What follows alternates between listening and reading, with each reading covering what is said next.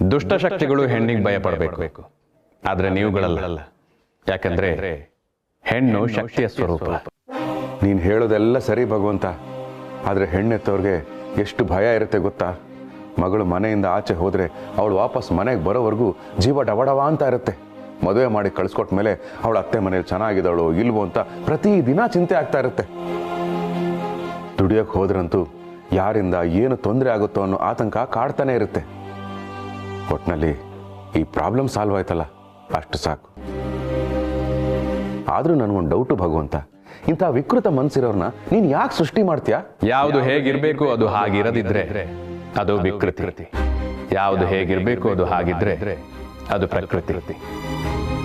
ಯಾವ ಜೀವಿಯು ವಿಕೃತ ಮನಸ್ಸು ಹೊತ್ತು ಹುಟ್ಟಲ್ಲ ಶಿವಪ್ರಸಾದ್. ಅದು ಅವರ ಸಾಮಾಜಿಕ ಒತ್ತಡ, ವೈಯಕ್ತಿಕ ಜೀವನದಲ್ಲಾದ ಅನ್ಯಾಯಗಳು ವಿಕೃತ ಚಿಂತನೆ ಮಾಡುವಂತೆ ಪ್ರೇರೇಪಿಸುತ್ತವೆ. ಆದರೆ ಇನ್ನೂ ಕೆಲವರಿಗೆ ತಮ್ಮೊಳಗೆ ಹುಟ್ಟುವಂತಹ ದುರಾಸೆ, ದುರಾಭಿಮಾನ, ದುಶ್ಚಟಗಳು ವಿಕೃತ ಕೃತ್ಯವನ್ನು ಎಸಗುವಂತೆ ತಯಾರು ಮಾಡುತ್ತೆ. ನಿಜ ಭಗವಂತ, ನಾನು ನನ್ನ ಅಂತರಾತ್ಮದ ಮಾತು ಕೇಳದೆ ಹಣಕ್ಕೆ ಆಸೆ ಪಟ್ಟು ಆ ಸೀರಿಯಲ್ ಕಿಲ್ಲರ್ನ ಮನೆಗೆ ಕರ್ಕೊಂಬಂದ್ಬಿಟ್ಟೆ. ನನ್ನ ನಂಬಿರೋ ಹೆಣ್ಮಕ್ಳಿಗೆ ತೊಂದರೆ ಆಗ್ಬಿಡ್ತಾ ಇತ್ತು. ಆದರೆ ನೀನು ಅವ್ರನ್ನ ಕಾಪಾಡ್ಬಿಟ್ಟೆ. ನಿನಗೆ ಎಷ್ಟು ಥ್ಯಾಂಕ್ಸ್ ಹೇಳಿದ್ರು ಸಾಲದು. ನಾನೇನು ಮಾಡಿಲ್ಲ ಶಿವಪ್ರಸಾದ್. ತಮ್ಮನ್ನ ತಾವು ರಕ್ಷಣೆ ಮಾಡಿಕೊಂಡಿದ್ದು ಆ ಹೆಣ್ಮಕ್ಳೇ. ಜಗತ್ತಿನಲ್ಲಿ ಪ್ರತಿಯೊಬ್ಬ ಹೆಣ್ಣು ದೈವ ಸ್ವರೂಪಿಯೇ. ಆಕೆಗೆ ತುಂಬುವ ಆತ್ಮವಿಶ್ವಾಸ ಹಾಗೂ ನಂಬಿಕೆ ನೀವು ಕೊಡಬಹುದಾದ ಆಯುಧಗಳು ಹಾಗೂ ಶಕ್ತಿಗಳು. ಹೆಣ್ಣು ನೆರಳು ಕೊಡುವ ವೃಕ್ಷ, ಬೆರಳು ಹಿಡಿದು ನಡೆಸುವ ವಂಶವೃಕ್ಷ. ಹೆಣ್ಣು ಎನ್ನುವುದು ಜಗತ್ತನ್ನೇ ತೂಗುವಂತಹ ಪಟ್ಟ, ಮಮತೆಯಲ್ಲಿ ಮುಗಿಲು ಮುಟ್ಟುವಂತಹ ಬೆಟ್ಟ. ಮನೆಯನ್ನು ಸಾರಿಸುವವಳು ಅವಳೇ, ಪ್ರೀತಿಯನ್ನು ಸಾರುವವಳು ಅವಳೇ. ಸಂಸಾರಕ್ಕೆ ಕಣ್ಣು ಅವಳೇ, ಕಷ್ಟ ಬಂದಾಗ ಆ ಕಣ್ಣಿಗೆ ರೆಪ್ಪೆಯೂ ಅವಳೇ. ಕಾಡುವವಳು ಅವಳೇ, ಕಾಯುವವಳು ಅವಳೇ. ಅವಳು ಶಕ್ತಿಗೆ ಕಾಳಿ, ಮುಕ್ತಿಗೆ ಮಹಾಕಾಳಿ. ಯುಕ್ತಿ ನೀಡೋ ಪಾರ್ವತಿಯೂ ಅವಳೇ, ಮುಕ್ತಿಯ ಮೂಲಕ ಸದ್ಗತಿ ನೀಡುವವಳು ಅವಳೇ. ಮಾರಿಯೂ ಅವಳೇ, ಹೆಮ್ಮಾರಿಯೂ ಅವಳೇ. ಅವಳಿಲ್ಲದೆ ಉಳಿವಿಲ್ಲ, ಉಳಿತಾಯವೂ ಇಲ್ಲ. ಅವಳಿಲ್ಲದೆ ಸಹನೆ ಇಲ್ಲ, ಸನಿಹವೂ ಇಲ್ಲ. ಅವಳಿಲ್ಲದೆ ಗಮನವಿಲ್ಲ, ನಿರ್ಗಮನವೂ ಇಲ್ಲ. ಎಲ್ಲದಕ್ಕೂ ಹೆಣ್ಣು ಬೇಕೇ ಬೇಕು. ಎಲ್ಲವೂ ಹೆಣ್ಣಿನಿಂದಲೇ, ಹೆಣ್ಣಿಗಾಗಿಯೇ.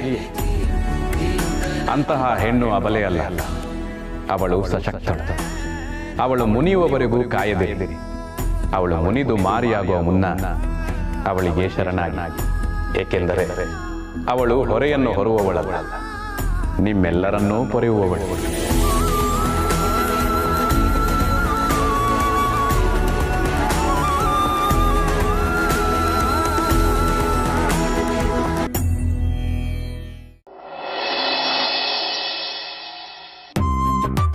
ಗಿರಿ, ಆಫೀಸ್ಗೆ ಹೋಗಿ ಬರ್ತೀನಿ. ಹಾ, ಹುಷಾರು. ಹಾ ಸರ್, ಪೋಸ್ಟಾ? ಗಿರಿ, ನಮ್ಮ ಮನೆಗೆ ಯಾರು ಬಂದಾರ ನೋಡ? ಇವ್ರು ಹೇಳ್ತಾ ಇರೋದು ನೋಡಿದ್ರೆ ಊರಿಂದ ಅಪ್ಪ ಅಮ್ಮ ಏನಾದ್ರು ಬಂದ್ರಾ? ನನಗೆ ಸರ್ಪ್ರೈಸ್ ಕೊಡ್ಬೇಕು ಅಂತಾನೆ ಬಂದಿರ್ಬೇಕು. ಬಂದೇರಿ. ನೀವು ಬರ್ತೀರಾ ಅಂತ ನಾನು ಎಕ್ಸ್ಪೆಕ್ಟೇ ಮಾಡಲಿಲ್ಲ. ಅಮ್ಮ, ಅಪ್ಪ? ಯಾರು ನೋಡುತ್ತಾ ಇದೆಯಾ? ಪೋಸ್ಟ್ ಮ್ಯಾನ ಬಂದಿರೋದು. ನೀವು ಕರೆದಿದ್ದು ನೋಡಿ ನಾನೆಲ್ಲೋ ಅಪ್ಪ ಅಮ್ಮನೇ ಬಂದ್ರೇನೋ ಅನ್ಕೊಂಡೆ. ಅಯ್ಯೋ ಗಿರಿ, ಅಪ್ಪ ಅಮ್ಮ ನೆಂಟ್ರಿಸ್ಟ್ರು ಬರ್ತಾ ಇರ್ತಾರೆ, ಹೋಗ್ತಾ ಇರ್ತಾರೆ. ಆದರೆ ಪೋಸ್ಟ್ ಮ್ಯಾನು ಬರೋದೇ ಗ್ರೇಟ್ ಅಲ್ವಾ? ನಾವು ಚಿಕ್ಕ ವಯಸ್ಸಲ್ಲಿ ನಂಜನಗೂಡಲ್ಲಿ ಇರಬೇಕಾದ್ರೆ ಪೋಸ್ಟ್ ಮ್ಯಾನ್ ಹೋಗ್ತಾ ಇದ್ರೆ, ಅಣ್ಣ ನಮಗೆ ಲೆಟರ್ ಬಂದಿದ್ಯಾ ಅಂತ ಕೇಳ್ತಾ ಇದ್ವಲ್ಲ, ಅದೊಂಥರ ಸಂಭ್ರಮ. ಓದಕ್ಕೆ ಬರದೇ ಇರೋರು ಅವ್ರ ಲೆಟರ್ನ ನಮ್ಮ ಕೈಯಲ್ಲಿ ಓದಿಸೋರು. ಅವ್ರ ಸೀಕ್ರೆಟ್ ಎಲ್ಲ ನಮಗೆ ಗೊತ್ತಾಗ್ತಾ ಇತ್ತು. ಈಗ ಮಕ್ಕಳ ಮೊಬೈಲಲ್ಲಿರೋ ಪಿನ್ನೇ ಗೊತ್ತಿಲ್ಲ. UPI ಬಂದು ಮನಿ ಆರ್ಡರ್ನ ಕಿತ್ಕೊಳ್ತು, ಮೊಬೈಲ್ ಬಂದು ಪೋಸ್ಟ್ನ ಕಿತ್ಕೊಳ್ತು. ಅದಕ್ಕೆ ಇವರನ್ನ ನೋಡಿ ತುಂಬ ಎಕ್ಸೈಟ್ ಆಗ್ಬಿಟ್ಟೆ. ಸರ್, ಲೆಟರ್ ತಗೊಳ್ಳಿ. Thank you. Girija, wife of Shivaprasad. ನನಗೆ ಬಂದಿದೆಯಾ ಲೆಟ್ರು? ಹೌದು, ಯಾರು ಬರ್ತಿರೋದು? ಏನು ಬರ್ತಿದ್ದಾರೆ? ಓಂ ನಮಃ ಶಿವಾಯ, ಓಂ ನಮಃ ಶಿವಾಯ. ಅಯ್ಯೋ, ಏನ್ರಿ ಇದು? ಬರೀ ಓಂ ನಮಃ ಶಿವಾಯ ಅಂತಾನೆ ಬರ್ದಿದ್ದಾರೆ. ಹೋ, 21 ಬಾರಿ ಓಂ ನಮಃ ಶಿವಾಯ ಎಂದು ಬರೆದು 21 ಜನರಿಗೆ ಕಳುಹಿಸಿದರೆ ಶುಭ ಸುದ್ದಿ ದೊರಕುತ್ತದೆ. ಗಿರಿ, ಮೊದಲು ಈ ಪೋಸ್ಟ್ ಕಾರ್ಡ್ನ ಹರಿದು ಬಿಸಾಕು. 21 ಜನ ಕಳಿಸೋ ತಕ್ಷಣ ಶುಭ ಸುದ್ದಿ ಬರೋ ಹಾಗಿದ್ದಿದ್ರೆ ಈ ದೇಶದಲ್ಲಿ Aadhaar card, PAN card, ID card ಬಿಟ್ಟು ಬರೀ ಪೋಸ್ಟ್ ಕಾರ್ಡೇ ಇರ್ತಾ ಇತ್ತು. ಅಲ್ಲ, ಈ ಜನ ದೇವ್ರನ್ನ ಏನು ಅನ್ಕೊಂಡ್ಬಿಟ್ಟಿದ್ದಾರೆ? ಅಯ್ಯೋ, ನಿಮಗೆ ನಂಬಿಕೆ ಇಲ್ಲ ಅಂದರೆ ಬಿಡ್ರಿ, ನಾನು ಬರಿತೀನಿ. ಶುಭ ಸುದ್ದಿ ಬರುತ್ತೆ ಅಂತ ಹೇಳಿದ್ದಾರೆ, ಯಾಕೊಂದು ಪ್ರಯತ್ನ ಪಡಬಾರ್ದು? ಕಳ್ಕೊಳ್ಳೋದು ಏನಿದೆ? ಅದು ಅಲ್ಲದೆ ಬರೆದ್ರೆ ದೇವ್ರ ಜಪ ಮಾಡಿದ ಹಾಗೂ ಆಗುತ್ತೆ. ನಾನು ಬರಿತೀನಿ, ನೀವು ಆಫೀಸ್ಗೆ ಹೋಗಿ. ಏಯ್,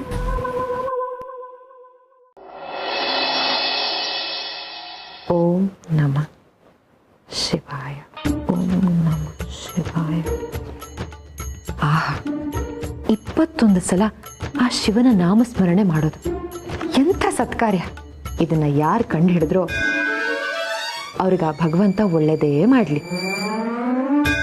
ಇದನ್ನ ಬರಿತಾ ಇದ್ರೆ ಜಗತ್ತೇ ಮರ್ತು ಹೋಗತ್ತೆ. ಎಲ್ಲ ದೈವೇಚ್ಛೆ.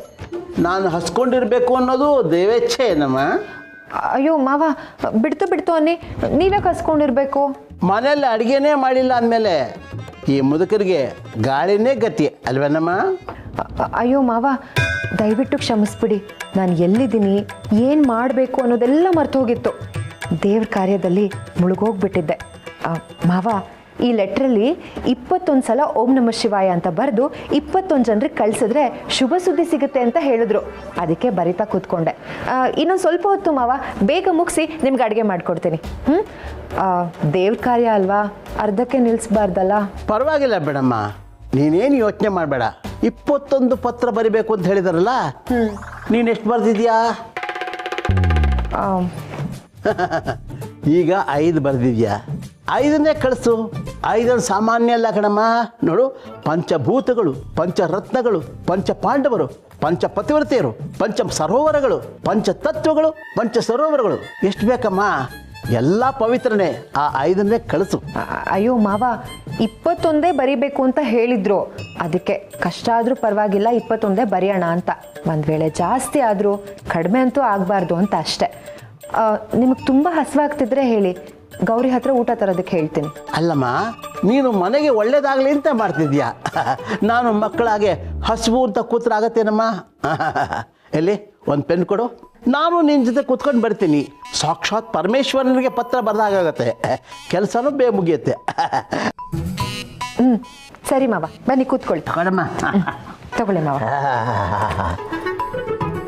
ಓಂ ನಮಃ ಶಿವಾಯ, ಓಂ ನಮಃ ಶಿವಾಯ, ಓಂ ನಮಃ ಶಿವಾಯ.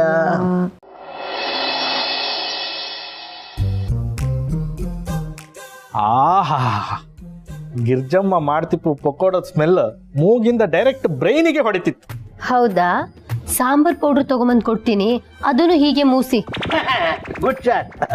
ಬೇಕಿತ್ತಲ್ಲ ಇದೆಲ್ಲ ನಿನಗೆ. ಯಜಮಾನ್ರೆ, ಗಿರ್ಜಮ್ಮ ಮಾಡೋದ್ ಪಕೋಡ ಸಿಕ್ಕತ್ತಂದ್ರೆ ಸಾಂಬಾರ್ ಪೌಡ್ರ್ ಏನು, ಚಿಲ್ಲಿ ಪೌಡ್ರೇ ಮೂಸ್ತೆ. ಕಾಶಿ ಅವರೇ, ನೀವು ಚಿಲ್ಲಿ ಪೌಡ್ರು, ಸಾಂಬಾರ್ ಪೌಡ್ರು ಯಾವುದನ್ನು ಮೂಸೋದು ಬೇಡ. ಇವತ್ತು ಮೆಣಸಿನ್ಕಾಯಿ ಖಾಲಿ ಆಗಿತ್ತು, ಅದಕ್ಕೆ ಬಜ್ಜಿ ಮಾಡೋಕ್ಕಾಗಲಿಲ್ಲ. ಬಿಸಿ ಬಿಸಿಯಾಗಿ ಈರುಳ್ಳಿ ಪಕೋಡ ಮಾಡಿದ್ದೀನಿ, ತಗೊಳ್ಳಿ. ಕೊಡಿ ಕೊಡಿ. ಅಮ್ಮ ಗಿರ್ಜಾ, ನನ್ನ ಕಡೆನೂ ಸ್ವಲ್ಪ ನೋಡಮ್ಮ. ಮಾವ, ಉಪ್ಪು ಹುಳಿ ಖಾರ ಎಲ್ಲ ಕಡಿಮೆ ಮಾಡಬೇಕು ಅಂತ ಡಾಕ್ಟರ್ ಹೇಳಿದ್ದಾರೆ. ಅಂಥದ್ರಲ್ಲಿ ಪಕೋಡನಾ? ಬೇಡ ಮಾವ, ಆರೋಗ್ಯಕ್ಕೆ ಒಳ್ಳೇದಲ್ಲ. ಮತ್ತೆ ಅವನ್ ತಿದ್ದಿದ್ದಾನೆ. ಯಜಮಾನ್ರೆ, ನನ್ನ ಆರೋಗ್ಯ ಮಿತಿ ಮೀರಿ ಲಾಯ್ಕಿತ್ತು, ಅದಕ್ಕೆ ಅದನ್ನ ಸ್ವಲ್ಪ ಕಡಿಮೆ ಮಾಡ್ಕೊಂಬ ಅಂದಳಿ. ಅಪ್ಪ, ಗಿರಿ, ಓ ಕಾಶಿ ಗೌರಿ, ನೀವು ಇಲ್ಲೇ ಇದ್ದೀರಾ? ನಿಮ್ಮೆಲ್ಲರಿಗೂ ಒಂದು ಗುಡ್ ನ್ಯೂಸ್. ಏನಪ್ಪ, ಕಿಕ್ ಹೊಡೆದು ಕೂಡಲೇ ಗಾಡಿ ಸ್ಟಾರ್ಟ್ ಆಯ್ತಾ, ಅಥವಾ ಆಫೀಸಿಂದ ಮನೆ ಬರೋವರೆಗೂ ಗಾಡಿ ಆಫ್ ಆಗಿದೆ ಬಂತ? ಅಪ್ಪ, ನಿನ್ ಲೆವೆಲಿಂದ ಆಚೆ ಬಂದು ಒಂಚೂರು ಯೋಚನೆ ಮಾಡಪ್ಪ. ಗಿರಿ, ನೀನಾದ್ರೂ ಹೇಳು. ಗಿಣಿಶಾಸ್ತ್ರದಲ್ಲಿ ಒಳ್ಳೇದಾಗತ್ತೆ ಅಂತ ಬಂತ, ಅಥವಾ ದೇವ್ರ ಬಲಗಡೆಯಿಂದ ಹೋಗಿ ಕೊಟ್ನ? ಕಾಶಿ ಗೌರಿ, ನೀವೇನಾದ್ರು ಗೆಸ್ ಮಾಡ್ತೀರಾ? ನಾನಂತೂ ಗೆಸ್ ಮಾಡೋದಿಲ್ಲ. ಬಿಸಿ ಈಟಿಂಗ್ ಪಕೋಡ. ಈ ಮನೇಲಿ ಯಾರು ನಂತರ ಯೋಚನೆ ಮಾಡೋದಿಲ್ಲಪ್ಪ. ಓಕೆ, ನಾನೇ ಹೇಳ್ತೀನಿ. ಶಿವಪ್ರಸಾದ್, ವರ್ಕಿಂಗ್ ಇನ್ ರಾಜಾ ಚಡ್ಡಿ ಮತ್ತು ಬನಿಯನ್ಗಳು, ಇದನ್ನ ನೀವು ಹೊರಗೂ ಹಾಕೋಬಹುದು. ನಮ್ಮ ಕಂಪನಿಯ ವತಿಯಿಂದ ನನಗೆ 2,000 ರೂಪಾಯಿ ಇನ್ಕ್ರಿಮೆಂಟ್ ಬಂದಿದೆ.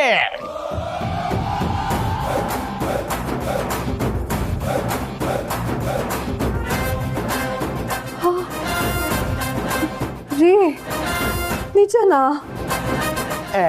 ಸುಳ್ಳು ಹೇಳಕ್ಕೆ ಅವನೇನು ಕಾಶಿ ಅದಮ್ಮ. ಅವನು ಖುಷಿಯಿಂದಲೇ ಹೇಳ್ತಾ ಇದ್ದಾನೆ. ಶಿವು, ನಿನ್ನ ದೇವರು ಒಳ್ಳೇದು ಮಾಡ್ಲಪ್ಪ. ಬಾವಾ ಕಂಗ್ರ್ಯಾಚುಲೇಷನ್. Thank you. ರೀ, ಇದೆಲ್ಲ ಹೇಗಾಯ್ತು ಅಂತ ಗೊತ್ತಾ? ನಾನು ಓಂ ನಮ ಶಿವಾಯ ಅಂತ 21 ಲೆಟರ್ ಬರೆದು 21 ಜನರಿಗೆ ಕಳ್ಸಿದ್ನಲ್ಲ, ಅದಕ್ಕೆ ಗುಡ್ ನ್ಯೂಸ್ ಬಂದಿರೋದು.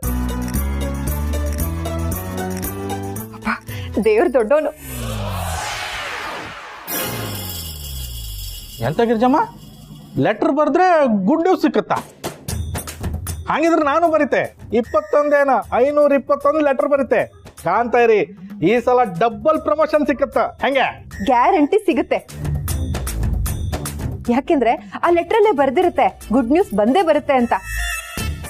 ಈಗ ನೋಡಿ, ನಮ್ಮ ಯಜಮಾನ್ರು ಇಷ್ಟು ವರ್ಷ ಕಷ್ಟಪಟ್ಟು ದುಡಿದ್ರು, ಇನ್ಕ್ರಿಮೆಂಟ್ ಸಿಗ್ತಾ ಇರ್ಲಿಲ್ಲ. ಆದ್ರೆ ಇಷ್ಟು ವರ್ಷ ಇಲ್ಲದೆ ಇರೋ ಇನ್ಕ್ರಿಮೆಂಟ್ ಈಗ ಸಿಕ್ಕಿದೆ ಅಂದ್ರೆ ಅದಕ್ಕೆ ಕಾರಣ ಓಂ ನಮ ಶಿವಾಯ ಲೆಟ್ರೆ.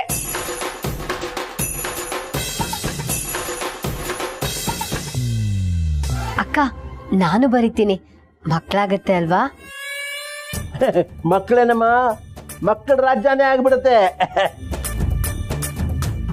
ಆದ್ರೆ ನನ್ನ ಸೊಸೆ ಬರೆದಾಗೆ ಭಯ ಭಕ್ತಿಯಿಂದ ಬರಿಬೇಕು, ಎಲ್ಲ ಒಳ್ಳೇದಾಗತ್ತೆ. ಸಾಕು, ಸುಮ್ಮನೆ ಇರಪ್ಪ. ಇವಳು ಮಾಡಿ ಸಾಲದು ಅಂತ ಊರಿಗೆಲ್ಲ ಹಬ್ಸಿ. ಅಲ್ಲ, ನೀವ್ ಯಾಕೆ ಅರ್ಥ ಮಾಡ್ಕೊಳ್ತಾ ಇಲ್ಲ? ಇದೆಲ್ಲ ಮೌಢ್ಯ. ಆಕ್ಚುಲಿ ಅಕಾರ್ಡಿಂಗ್ ರೀ ಏನಾದ್ರು ಮಾಡ್ಕೊಳ್ಳಿ.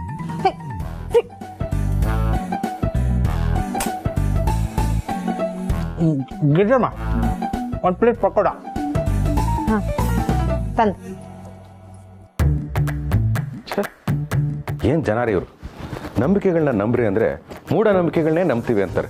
ಇವ್ರನ್ನೆಲ್ಲ ಹೇಗ್ ತಿದ್ದೋದು ಭಗವಂತ? ಶಿವಪ್ರಸಾದ್, ಭಗವಂತ, ಬರ್ದಿರೋ ಅಕ್ಷರನ ತಿದ್ದಬಹುದು, ಆದ್ರೆ ಎದೆಗೆ ಬಿದ್ದಿರೋ ಅಕ್ಷರನ ತಿದ್ದೋದು ಬಹಳ ಕಷ್ಟ. ಅರ್ಥ ಆಗ್ಲಿಲ್ಲ ಭಗವಂತ. ನಂಬಿಕೆ ಜೊತೆಗೆ ಮೂಢನಂಬಿಕೆನೂ ಹುಡ್ಕೊಂಡಿದೆ ಶಿವಪ್ರಸಾದ್. ಹೇಗೆ ಫಲ ಕೊಡೋ ಭೂಮಿಯಲ್ಲಿ ಬೆಳೆ ಜೊತೆಗೆ ಕಳೆನೂ ಹುಡ್ಕೊಂಡ ಹಾಗೆ. ಆ ಕಳೆನ ಕೇಳ್ಬೋದಲ್ಲ ಭಗವಂತ? ಅದನ್ನ ಯಾಕೆ ಬೆಳೆಯಕ್ಕೆ ಬಿಡ್ತಾ ಇದೆಯಾ ನೀನು? ಪ್ರತಿ ಸಾರಿ ಬರ್ತೀಯ, ಇದ್ರಲ್ಲಿ ನಂದೇನು ಇಲ್ಲ ಅಂತ ಹೇಳ್ತೀಯ. ಸಹಾಯ ಮಾಡು ಅಂತ ಕೇಳಿದ್ರೆ ನಾನ್ ಮಾಡಲ್ಲಪ್ಪ ಅಂತ ಹೇಳ್ತೀಯ. ನಾವೇನ್ ಮಾಡ್ಬೇಕು ಭಗವಂತ? ಭಗವಂತ, ನಾನು ನಂಬಿಕೆಗಳನ್ನ ನಂಬ್ತೀನಿ, ಆದ್ರೆ ಮೂಢನಂಬಿಕೆಗಳನ್ನ ಖಂಡಿತ ನಂಬಲ್ಲ, ಪಾಲಿಸೋದು ಇಲ್ಲ, ನಮ್ಮ ಮನೆಯವ್ರಿಗೂ ಪಾಲಿಸಕ್ ಬಿಡಲ್ಲ. ಹಾಗಾದ್ರೆ ಹೋಗಿ ತಡಿ. ತಡೆದ್ರೆ ಕೇಳ್ತಾರ ಭಗವಂತ? ನೀನೇ ನೋಡಿದ್ಯಲ್ಲ, ನನಗೆ ಇಂಕ್ರಿಮೆಂಟ್ ಬಂದಿರೋದೇ ಇವ್ರು ಲೆಟರ್ ಬರ್ದಿರೋದಕ್ಕೆ ಅನ್ನೋ ತರ ಹೇಳ್ತಿದ್ದಾರೆ. ಅಲ್ಲ ಭಗವಂತ, ಶ್ರಮ ಪಟ್ರೆ ಬದುಕು ಬಂಗಾರ ಆಗುತ್ತೆ ಅಂತ ನೀನೇ ಹೇಳಿದ್ಯಾ. ಈ ಮೂಢನಂಬಿಕೆಯಿಂದ ಬದುಕು ಬೆಳೆಯುತ್ತಾ, ನಾಶ ಆಗಲ್ವಾ? ಹಂಗ್ ನೋಡಕ್ ಹೋದ್ರೆ ಇದಕ್ಕೆಲ್ಲ ನೀನೇ ಕಾರಣ. ನಾನ ಹೇಗೆ? ನೀನು ಸೃಷ್ಟಿಕರ್ತ ಭಗವಂತ.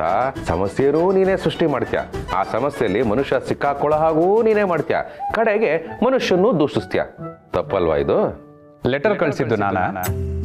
ಇದನ್ನ ಇಷ್ಟೇ ಜನರಿಗೆ ಇಷ್ಟೇ ಬಾರಿ ಬರೆದು ಕಳಿಸ್ಬೇಕು ಅಂತ ಹೇಳಿದ್ ನಾನ? ಇದನ್ನ ಕಳ್ಸಿದ್ರೆ ನಿಮ್ಮೆಲ್ರಿಗೂ ಒಳ್ಳೆ ಸುದ್ದಿ ಸಿಗುತ್ತೆ ಅಂತ ಹೇಳಿದ್ ನಾನ? ಹೇಳು ಶಿವಪ್ರಸಾದ್. ನೀನಲ್ಲ ಭಗವಂತ, ನಾವುಗಳೇ. ಏನೂ ತಪ್ಪು ಮಾಡದೆ ನಾನು ಯಾಕೆ ಈ ಆರೋಪನ ಹೊರಲಿ? ಅಯ್ಯೋ ಭಗವಂತ, ನಾನು ನಿನ್ಮೇಲೆ ತಪ್ಪೊರಿಸ್ತಾ ಇಲ್ಲ. ಇರ್ಲಿ ಶಿವಪ್ರಸಾದ್, ನೀವು ನನ್ನ ತಲೆ ಮೇಲೆ ಜಟೆನ ಹೊರಿಸಿದ್ರಿ, ನಾನು ಸುಮ್ಮನಿದ್ದೆ. ಗಂಗೆನ ಕೂರ್ಸಿದ್ರಿ, ನಾನು ಸುಮ್ಮನಿದ್ದೆ. ಚಂದ್ರನ್ನ ಕೂರ್ಸಿದ್ರಿ, ನಾನು ಸುಮ್ಮನಿದ್ದೆ. ಈಗ ಆರೋಪನ ಹೊರಿಸ್ತಾ ಇದ್ದೀರಾ. ಈಗಲೂ ಸುಮ್ಮನಿರ್ತೀನಿ ಶಿವಪ್ರಸಾದ್. ಭಕ್ತರು ಏನೇನು ಹೇಳಿದ್ರು ಒಪ್ಕೊಂಡು ಹಾಕ್ಕೊಳ್ಳೋದು ನನ್ನ ಗುಣ ಅಲ್ವಾ? ಅಯ್ಯೋ ಭಗವಂತ, ಯಾಕೆ ಹೀಗೆ ವ್ಯಂಗ್ಯವಾಗಿ ಮಾತಾಡ್ತಾ ಇದೆಯಾ?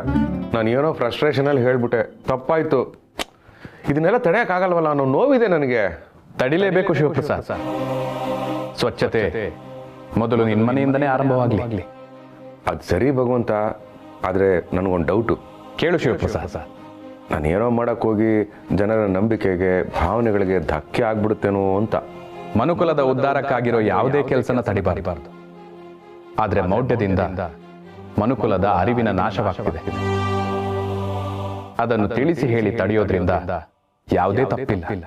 ಈ ಕೆಲಸ ನಿನ್ನಿಂದನೇ ಆರಂಭವಾಗಬೇಕು. ಖಂಡಿತ ಭಗವಂತ.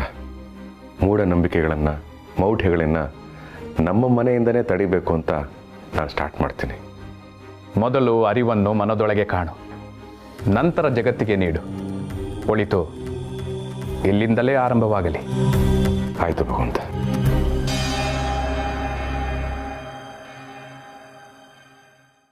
ಗಿರಿ, ಆಫೀಸ್ಗೆ ಹೋಗಿ ಬರ್ತೀನಿ. ರೀ, ಊಟದ ಬಾಕ್ಸ್ ತಗೊಳ್ಳಿ. ಹಾಂ. ಹಾ ಏನು ಗಿರಿ ಘಮ ಘಮ ಅಂತ ಇದೆ, ಏನು ವಿಶೇಷ? ರೀ, ನಿಮಗೆ ಇನ್ಕ್ರಿಮೆಂಟ್ ಬಂತಲ್ವಾ, ಅದೇ ಖುಷಿಗೆ ಜಾಸ್ತಿ ತುಪ್ಪ ಹಾಕಿ ಗೋಡಂಬಿ ದ್ರಾಕ್ಷಿ ಎಲ್ಲ ಹಾಕಿ ಕೇಸರಿ ಬಾತ್ ಮಾಡಿದ್ದೀನಿ. ರಿಯಲ್ ಕೇಸರಿ ಹಾಕಿದ್ದೀನಿ, ಕಲರ್ ಅಲ್ಲ. ಆಮೇಲೆ ಜಾಸ್ತಿ ತರಕಾರಿ ಹಾಕಿ ಸಾಂಬಾರು ಮಾಡಿದ್ದೀನಿ. ಒಂದು ಬಾಕ್ಸ್ ಪೂರ್ತಿ ತರಕಾರಿ ಹೋಳೆ ಹಾಕಿಟ್ಟಿದ್ದೀನಿ. ಆಹಾ ಗಿರಿ, ನಿನಗಿಂಥ ಒಳ್ಳೆ ಬುದ್ಧಿ ಮೊದಲಿಂದನೂ ಇತ್ತು, ಆದರೆ ಇದ್ದಕ್ಕಿದ್ದಾಗ ಇವಾಗ ಯಾಕೆ ಬಂತು? ಹೇಳಿದ್ನಲ್ಲ, ನಿಮ್ಗೆ ಇನ್ಕ್ರಿಮೆಂಟ್ ಆಯ್ತಲ್ಲ, ಏನು ಸ್ಪೆಷಲ್ ಮಾಡಿರ್ಲಿಲ್ವಲ್ಲ, ಅದಕ್ಕೆ ಇವತ್ತು ಮಾಡಿದೆ. ಗಿರಿ ಅಲ್ಲಲ್ಲೂ ಗಿರಿ, ಇನ್ಕ್ರಿಮೆಂಟು ಬರೀ ಸಂಬಳದಲ್ಲಿ ಮಾತ್ರನಾ? ಇನ್ಕ್ರಿಮೆಂಟು ಲವಲ್ಲೂ ಯಾಕೆ ಆಗಬಾರ್ದು? ಇನ್ಕ್ರಿಮೆಂಟ್ ಲವಲ್ ಆಗಿದ್ದಕ್ಕೆ ಪ್ರಾಣಿ ಜೊತೆ ಸ್ಕಂದನು ಭೂಮಿಗೆ ಬಂದ. ಅದೇ ಆ 2 3 ಯಾಕೆ ಆಗಬಾರ್ದು? ನೀವು ಯಾಕೀಗ ಆಫೀಸ್ಗೆ ಹೋಗ್ಬಾರ್ದು? ನಾಟ್ ಹೇ ಬಾಯ್ ಬಾಯ್.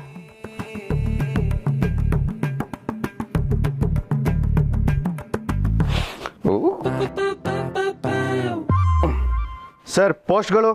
ಪೋಸ್ಟ್ಗಳು ಏನಪ್ಪ? ಹೋದ್ ಸರಿ ಬಂದಾಗ ಪೋಸ್ಟ್ ಅಂದ, ಇವತ್ತು ಪೋಸ್ಟ್ಗಳು ಅಂತ ಹೇಳ್ತಾ ಇದೆಯಾ?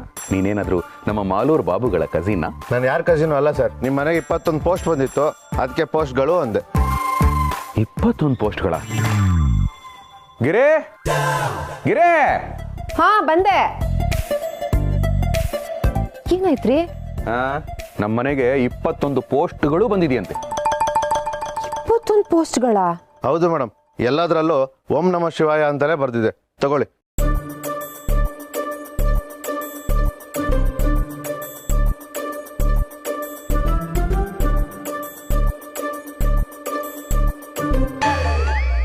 ಅಲ್ಲ ಗಿರಿ, 2 3 ಯಾಕೆ ಆಗಬಾರ್ದು ಅಂತ ಕೇಳಿದ್ದಕ್ಕೆ ನಾಚ್ಕೊಂಡು ಆಫೀಸ್ಗೆ ಹೋಗಿ ಅಂತ ಹೇಳಿದೆ.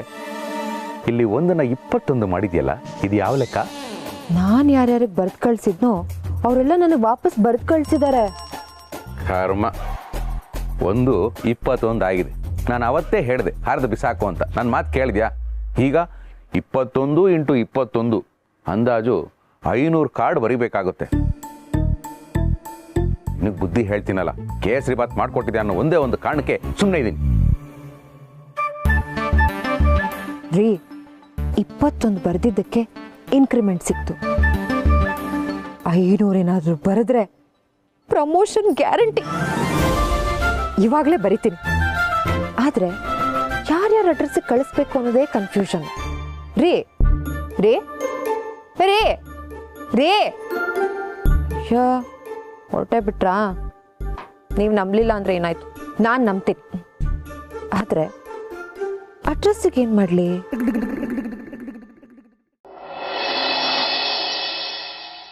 Nonsense idiot, rascal, nalike. Sir, Shut up, you irresponsible, intellectual idiot. Sir ಯಾಕೆ ಸರ್ ಬೈತಾ ಇದ್ದೀರಾ? Shut up ಅಂದ್ರೆ ಬಾಯಿ ಮುಚ್ಚು ಅಂತ ಅರ್ಥ. ಮಾನ ಮರ್ಯಾದೆ ಇಲ್ವೇನೆ ನಿನ್ಗೆ? ಇದೆ ಸರ್. ನಾಚಿಕೆ ಆಗ್ಬೇಕು ಈ ಮಾತು ಹೇಳೋದಕ್ಕೆ. ಸರ್, ನೀವು ನನ್ನ ಪರ್ಸನಲ್ ಆಗಿ ಟಾರ್ಗೆಟ್ ಮಾಡ್ತಾ ಇದ್ದೀರಾ ಸರ್? ಈ ಆಫೀಸ್ ನಲ್ಲಿ ನಿನ್ನ ಟಾರ್ಗೆಟ್ ಮಾಡೋದಲ್ಲ, ಇನ್ಯಾರ ಟಾರ್ಗೆಟ್ ಮಾಡೋದು?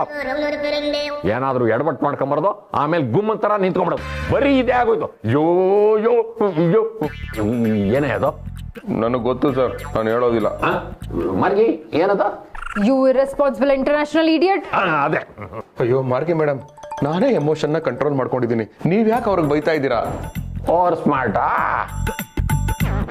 ಮಾರ್ಗಿ ನನಗ್ ಬೈದಿದ್ದಲ್ಲ, ನಾನ್ ಮರ್ತಿದ್ ಬೈಗಳನ್ನ ನೆನಪು ಮಾಡಿದ್ದು ಅಲ್ವಾ ಮಾರ್ಗಿ? ಇರ್ಬೋದು ಸರ್, ಆದ್ರೆ ಶಿವ ಸರ್ಗೆ ಯಾಕೆ ಬೈತಿದ್ದೀರಾ ಅಂತ ಹೇಳಿದ್ರೆ ಅವ್ರು ಅದನ್ನ ಕರೆಕ್ಟ್ ಮಾಡ್ಕೊಳ್ತಾರೆ. ಲೆಟರ್ ಬಂದಿದೆ ನನಗೆ, ಅದನ್ನ ನೋಡಿ ನನಗೆ ತಲೆ ಕೆಟ್ಟೋಗಿದೆ. ಲೆಟರ್ ಬಂದೇ ಬಿಡ್ತಾ ಸರ್? ಸರ್, ನೀವು ಬಾಯಿಗೆ ಬಂದಂಗೆ ಮಾತಾಡ್ತೀರಾ, ತಲೆ ಕೆಟ್ಟವ್ರ ತರ ಆಡ್ತೀರಾ. ಡಬ್ಬ ನನ್ನ ಮಗ ಅಂತ ಸುಮಾರು ಜನ ಸುಮಾರು ಸಲ ನನ್ನ ಮುಂದೆನೇ ಮಾತಾಡಿದ್ದಾರೆ ಸರ್. ಆದ್ರೆ ಬೈಯೋರಿರೋದೇ ಬೆಳೆಯಕ್ಕಲ್ವಾ ಸರ್? ಎನಿವೇಸ್ ನಿಮಗೆ ಲೆಟರ್ ಬಂದಿರೋದು ಕೇಳಿ ನಂಗೆ ತುಂಬಾ ಸಂಕಟ ಆಗ್ತಾ ಇದೆ sir. Sir you don't worry sir, boss ಹತ್ರ ನಾವು ಮಾತಾಡ್ತೀವಿ ಸರ್. ನಿಮ್ಮನ್ನ ಈ ಆಫೀಸಲ್ಲಿ ಖಂಡಿತ ಉಳಿಸ್ಕೊಳ್ತೀವಿ sir. You are our beloved manager. Boss ನನಗೆ ಕೆಲಸದಿಂದ ತೆಗಿತೀನಿ ಅಂತ ಲೆಟರ್ ಕೊಟ್ಟಿದ್ದಾರೆ ಅಂತ ನಾನು ಹೇಳ್ದ. ನಾನು ಹೇಳ್ತಿರೋದು ನಿನ್ನ ಹೆಂಡತಿ ಗಿರಿಜಾ ಅವರು ನನಗೆ ಬರ್ದಿರೋ ಲೆಟರ್ ಬಗ್ಗೆ. This is too bad, two worst. Sir ನನ್ನನ್ನ ಪರ್ಸನಲ್ ಆಗಿ ಟಾರ್ಗೆಟ್ ಮಾಡಿದ್ರಿ ಓಕೆ, ನನ್ನ ಫ್ಯಾಮಿಲಿನ ಟಾರ್ಗೆಟ್ ಮಾಡಿದ್ರೆ ನನ್ನ ಮನುಷ್ಯನೇ ಆಗಿರಲ್ಲ. ಶಿವು ಸರ್ ಸ್ವಲ್ಪ ಸುಮ್ಮನೆ ಇರಿ. ಡಿಯಲ್ ಅದೇನ್ ಲೆಟ್ರು ಏನು ಅನ್ನೋದು ಸ್ವಲ್ಪ ಬಿಡ್ಸಿ ಹೇಳಿ. ಏನ್ರಿ ಬಿಡ್ಸ್ ಹೇಳೋದು? ಇಲ್ಲ ನೋಡ್ರಿ ಲೆಟ್ರು ರೇ, ನಿಮ್ಮ ಹೆಂಡತಿ ಗಿರಿಜಾ ಅವರು 21 ಸಲ ಓಂ ನಮ ಶಿವಾಯ ಅಂತ ಬರ್ದು ಕಳಿಸಿದ್ದಾರೆ. ಇದು ನಾನು 21 ಸಲ ಓಂ ನಮ ಶಿವಾಯ ಅಂತ ಬರ್ದು 21 ಜನಕ್ಕೆ ಕಳಿಸ್ಬೇಕಂತೆ. ನನಗೆ ಬೇಜಾರಾಗಿದ್ದು ಇದಕ್ಕಲ್ಲ, ನಿನ್ನ ಹೆಂಡತಿ ಗಿರಿಜಾ ಅವರು ಇದನ್ನ ಇಗ್ನೋರ್ ಮಾಡಿದ್ರೆ ಬ್ಯಾಡ್ ನ್ಯೂಸ್ ಬರುತ್ತೆ ಅಂತ ಬರ್ದಿದ್ದಾರೆ. ನನಗೆ ಭಯ ಆಗಲ್ವಾ? ಮೊದ್ಲೇ ನನಗೊಂದು ಹೆಂಡತಿ ಒಂದು ಸಂಸಾರ, ಎದೆಯಲ್ಲಿ ಪುಕ ಪಕ ಅಂತ ಭಯ ಆಗುತ್ತೆ. It's wrong sir. ಎದೆ ಡವ ಅಂತ ಹೊಡ್ಕೊಳುತ್ತೆ. ಇಷ್ಟು ದಿನ ನೀನ್ ಪ್ರಾಬ್ಲಮ್ ಕೊಡ್ತಿದ್ದೆ, ಈಗ ನಿನ್ನ ಹೆಂಡತಿರು ಪ್ರಾಬ್ಲಮ್ ಕೊಡ್ತಾ ಇದ್ದಾರೆ. ಇನ್ನೊಂದ್ಸರಿ ಲೆಟರ್ ಬರಬೇಕು, ನಿನ್ನ ಮನೆ ಕಳಿಸ್ಬೋದೆ.